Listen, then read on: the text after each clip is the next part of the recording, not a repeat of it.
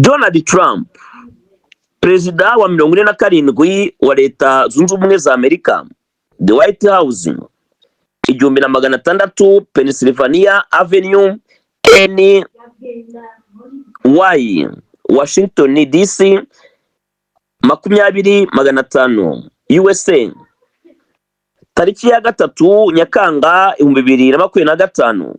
Impamvu: ubutegetsi bw'agacinyizo mu Rwanda, umutekano muke muri Kongo, kurekurwa byihuse Madamu Victoire Ingabire Umuhoza.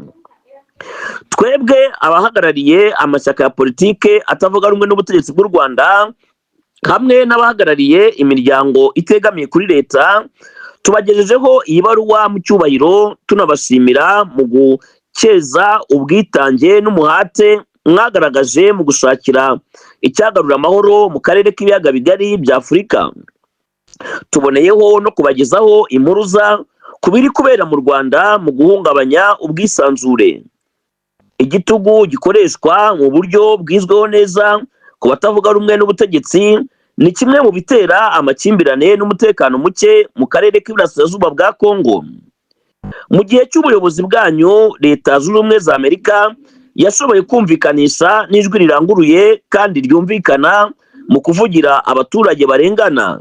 Igikorwa cyanyu cyashyize iherezo ku bahitamo kwigira ba ntibindeba kandi babona akarengane.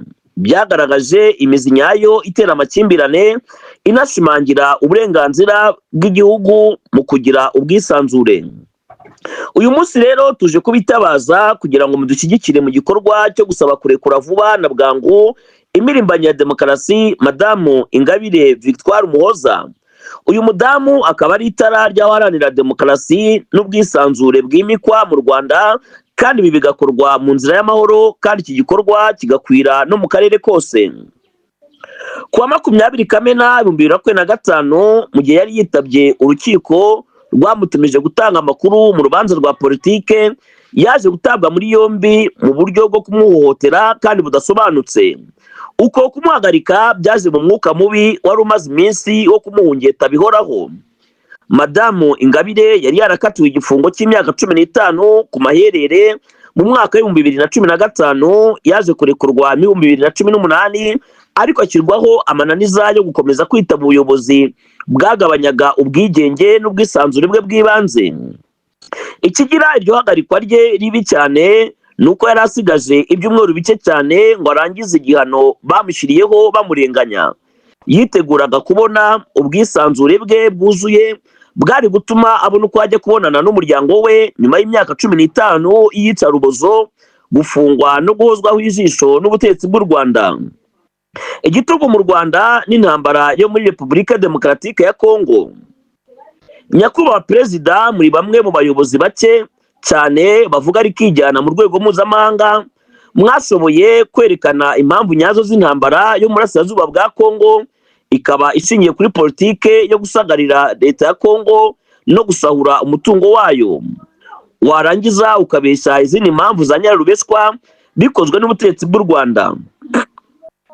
FPR Inkotanyi, ishyaka rya politike riyoboye u Rwanda guhera muri 1994, yubatse ubutegetsi bushingiye ku gutera ubwoba, gucecekesha abantu no guhitana abatavuga rumwe n'ubutegetsi. Ubwo butegetsi nibwo buteza umutekano muke muri Kongo kugira ngo hanini bahishe ibyabananiye iwabo no kugira ngo bakwirakwize uko kwikanyiza kwabo mu karere. Nta mahoro arambye leta ya Kongo izabona mu gihe cyose u Rwanda rukiyobowe n'igitugu kitavogerwa, kitagira icyo n'uwo gitinya.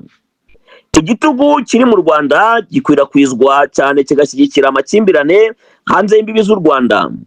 Bwana Nyakubahwa Perezida, turasaba ibi bikurikira. Icya mbere, kuvuganira no gutegeka ko Madamu Ingabire Victoire Umuhoza ahita arekurwa nta yandi mananiza ahunze arengana iyi nshuro. Icya kabiri, gukaza ibihano ku bayobozi b'u Rwanda bafite uruhare rugaragara mu guhungabanya uburenganzira bwa muntu, igitugu no guteza intambara mu karere kacu. Icya gatatu, gufatira ibihano abafatanyacyaha bakora mu nzego z'ubutabera, mu bayobozi, mu bya politike, abapolisi n'abasirikare.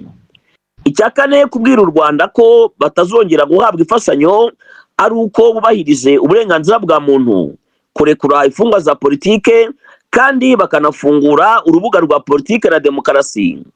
Icya gatanu ari nacyo cya nyuma, gushyigikira inzibacyuho mu Rwanda ikozwe mu mahoro babifashijwemo n'imiryango mpuzamahanga, bityo hagahagarikwa amakimbirane agenda asimburana ku butegetsi kuva u Rwanda rwabaho, bityo hakabaho guhererekanya ubutegetsi mu buryo bwemewe, aribyo bizashyira iherezo ku ntambara z'urudaca kandi zihoraho.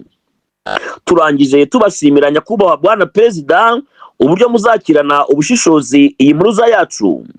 Byasinywe na Bernard Murigande, koordinateri wa Rwanda Evangelical for Peace and Justice, Celestin Muhindura, interim president wa RAF akaba na perezida wa RNF, John Matabaro, koordinateri wa Unity Council, Pacifique Twihangane, koordinateri wa RRM, Chantal Mutesi Mutega akaba na perezida CNRD FRN, Frank Ntwari, chairman wa RNC, Nadine Kansinge, perezida wa Ishema Pate, Olivier Musabe, koordinateri wa UDM, Revera Christine Koremani, perezida wa AMRD, Jean Marie Ndagijimana, spokesperson wa RBB, Normani Ishimwe, perezida wa Jambo UICBR.